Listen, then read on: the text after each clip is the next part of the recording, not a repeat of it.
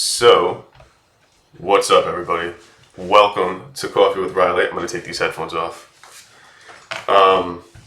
It's been a little bit. I'm not sure exactly when I posted my last episode, but I think it was sometime in August. And things changed a little bit. Oh, hold on one second. Make sure you have your coffee.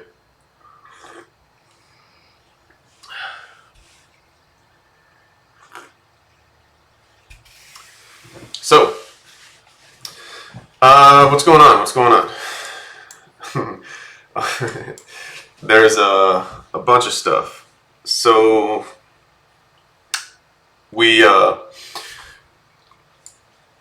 I'm not sure if I've talked about Iron Buffet or not. I tend to talk about it a lot, right? Let me just make sure there's nothing important coming up. Okay. Yeah, lots been going on. I've been making moves in my career. I think between now and then and now, I went to San Francisco to have a meeting at Facebook, and it went pretty well. Like it was interesting. So I went to the partner summit, and then the day before the partner summit, we went to like they called it a boot camp, but it wasn't really a boot camp. It was more a Q&A session about the program that we're in. And that was interesting. You know what I mean? It gave me a lot of perspective on what's going on over there. It's gave me a lot of perspective. And it was cool because I met some great people. Met this dude named Chris who's like just a programming genius. And, you know, he kind of opened my eyes to, like, what's possible. Not only that, but, like, what I should be doing. And so now, you know, I started getting more into learning how to code. I learned C++ in high school. And, you know, I go back, like, I have the files. And so I went back and looked at it. And it's, like, the programs are, like, you would never build them for any reason ever, other than just to random number generators. You know what I mean? Like coin flippers. Like it's what are you gonna do with that? Anyways, so you know now I've been getting more into like you know the active programming languages, and back's tight today. Yeah, so I started, you know, learning JavaScript, and I just finished a React project for a client from Facebook, and that was pretty cool because it like pushed my limits on almost everything. Like I didn't know a goddamn thing about React when I took the project on, and you know, I barely understood JavaScript, so it definitely tested my limits. But the cool thing is like when you think about it, or when I go back and think about it, the change we made was like so minuscule.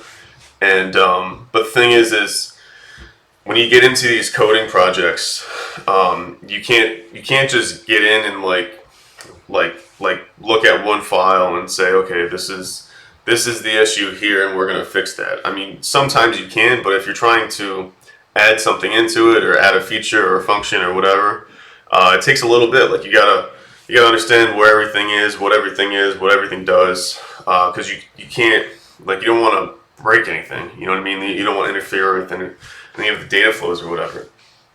And so it took me like, and I also didn't understand React, so I don't even know what the hell I was looking at. So it took me like 6 weeks to really understand what I was looking at. And I said the project would probably take like 2 months, you know what I mean? And the client they were getting kind of worried towards the end, because they were like, hey man, like we haven't heard from you, you know, like what's going on? And the truth is like I didn't know what the hell I was doing, so I'm sitting there trying to learn what I'm doing, you know what I mean?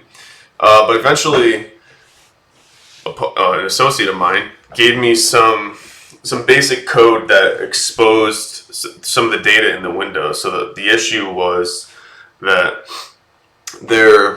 they were using Shopify as a backend, but the product didn't have any data in the DOM, right, for the product, because it was coming in from somewhere else, and they were literally just using Shopify for the checkout process. So the product didn't have any data, so what they were asking for was kind of hard to do, right? Because they were asking to integrate with Facebook through the catalog manager, and they wanted it to load dynamically and then dynamically retarget, and it wasn't really possible because you needed data from the product, and there wasn't any product data other than like what was on the page. So we had to get in there and add some parameters within the React application to like activate product data. You know what I mean? Because the thing is, like, the data was in there, but it wasn't exposed. So we had to go in and expose it. And it was super basic code, but the thing is like, I didn't know you had to do that. You know what I mean? So that really helped me out, and then it took me probably like another 3 weeks to figure out how to use that without breaking it, right? And then I found some pretty cool script that allows you to like run a function from Google Tag Manager to a Google Sheet, and you can publish your Google Sheet like as a web app, or not the Google Sheet itself, but the function. Like, I didn't even know Google had like just a code thing where you can just write code and then publish it. Like, it's kind of crazy. But so found this code, hooked it up with their tag manager, hooked it up to a Google Sheet, and it's running right now, actually. I looked at it yesterday and it was like up to 1,600 different products were made. And the cool part is they, like, since that thing was implemented, their Facebook targeting got like a lot better, because we're giving parameters now on the items on their traffic and stuff like that. So their revenue increased by like 50%, like 46 or something like that in the last week. And typically the week before Black Friday, like, sales go down. So it's very interesting, and we will continue to watch. I would show you guys, if you watch my social, just go and check out me on social media. Click one of the links. I mean, if you're watching this, you can probably find me. I posted all about it. Go and check it out on my LinkedIn. That's where I posted it. And it was kind of crazy. Like, the toll it took on me as a person was insane. I've never had a project wear on me so hard. Like, I've never had something that I've been working on like stress me out so much. And the fact is, I was like in over my head, so I had to dig myself out, and it took a lot more work than I thought it would. Most of it was mental, though. You know what I mean? Just getting over the mental blocks to be able to like sit down and read the documentation and stuff like that. But it's just the way it is. It's the way shit works. You know, I'm getting better at it, but it's not perfect. It's definitely not. So, you know, I started learning Bootstrap to be able to design websites, templates, and stuff like that. And I have a programmer that I'm working with, and we're integrating Bootstrap templates with Gatsby. So hopefully that's gonna be like, my plan is to let me explain what Gatsby is. So Gatsby is it's a static site generator. You can go look it up right now. Gatsby, I think it's just gatsby.org or something like that. And it's pretty amazing. I think it's a React application that just generates HTML, and a lot of people are using it to make landing pages because it's super fast. It uses the browser to load. You know, it's not server rendered, and so it's just like, it's pretty freaking instant in terms of load speed. So my plan is to there's a Gatsby Ghost integration, right? So Ghost is it's a content management system that this girl, I think from San Francisco, made. I forgot her name. I should look it up, but I'm too lazy. Anyways, if you go to Ghost, you'll see her in there. She's always talking to people. It's a content management system, so you use it for your blog, right? But it integrates. You can Gatsby and Ghost both have their own API, and so you can use them to talk to each other. And essentially, this creates a replacement for your WordPress website. So now you have a place where you can blog, and you have a place where you can host your pages. And it's not slow, so it doesn't like there's no spinning wheels or anything like that. As soon as you click, it's boom, it's just rendered. Because the thing is the way it works is it has like both of these have applications that sit on top of the server when you call it, and these applications then like fire in the browser. So they're not using the server computer to run anything. And so this is good, especially if you have if you're using like GoDaddy hosting or something like that. Having a solution like this implemented is better because like GoDaddy servers are really slow and stuff like that. But it's kind of complicated, right? So this is why we're making templates. So we're going to take these themes and kind of try to template them out so that when you're in there, you don't have to start from scratch every time. He has it done right now, but I haven't been in there to look at it, so I don't want to talk too much about it. So that's kind of almost everything. Take a sip of coffee. And also Ghost runs on Node.js.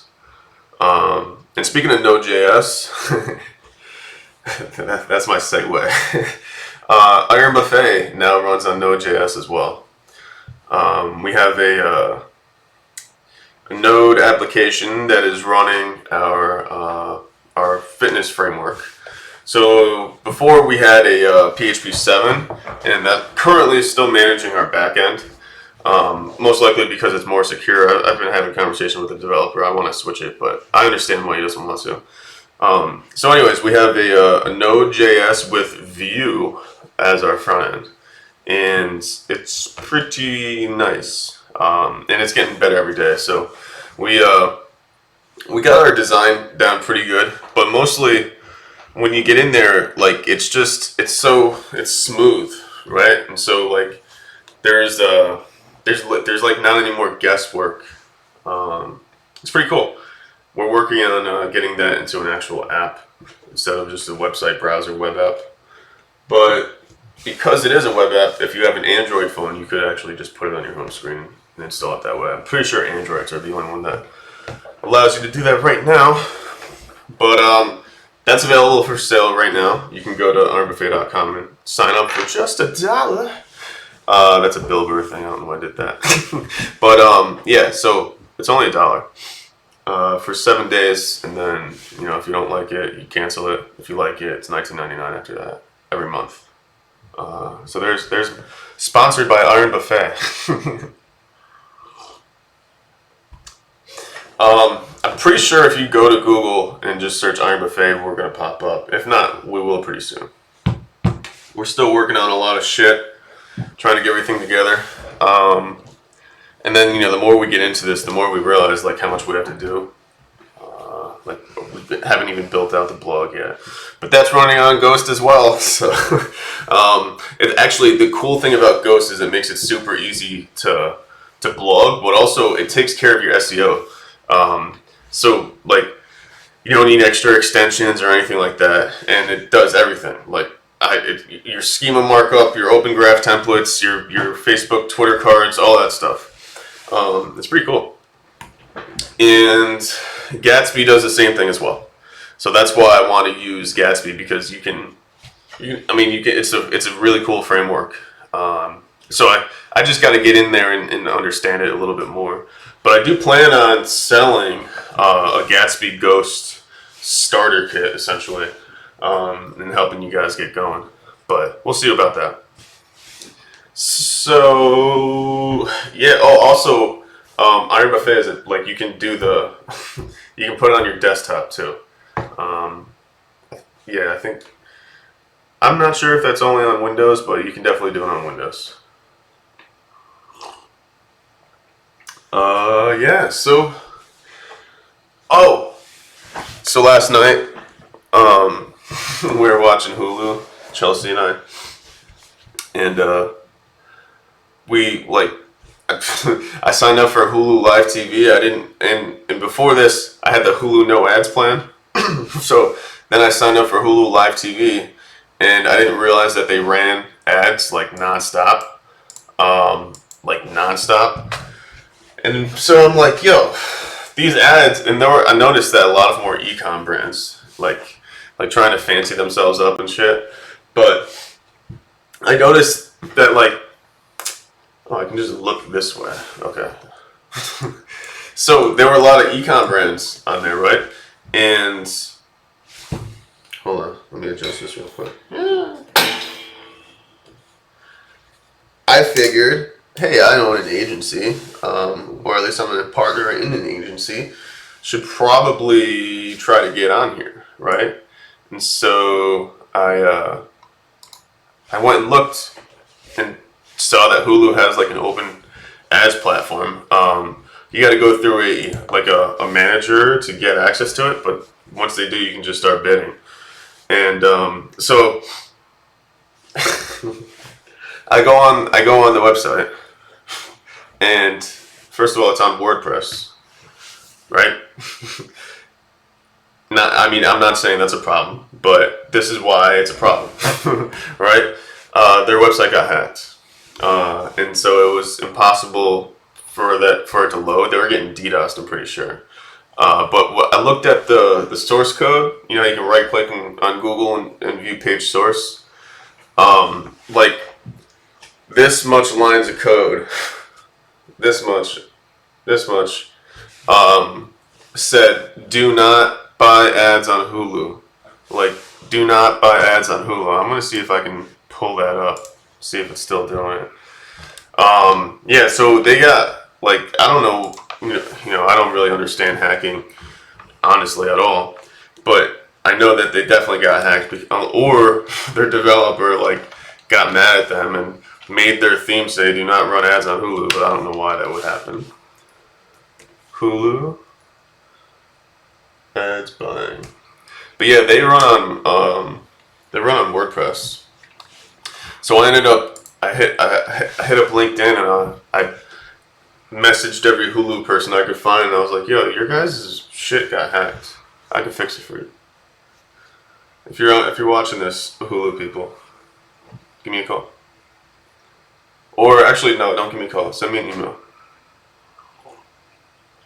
Yeah, I'm pretty sure it's still hacked. Waiting for Hulu.com. View page source. Let's see.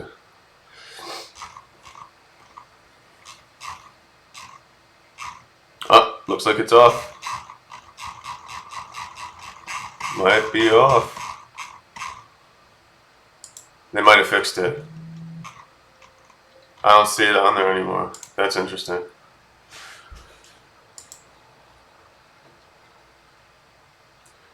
Yeah, they use Elementor for their page builder.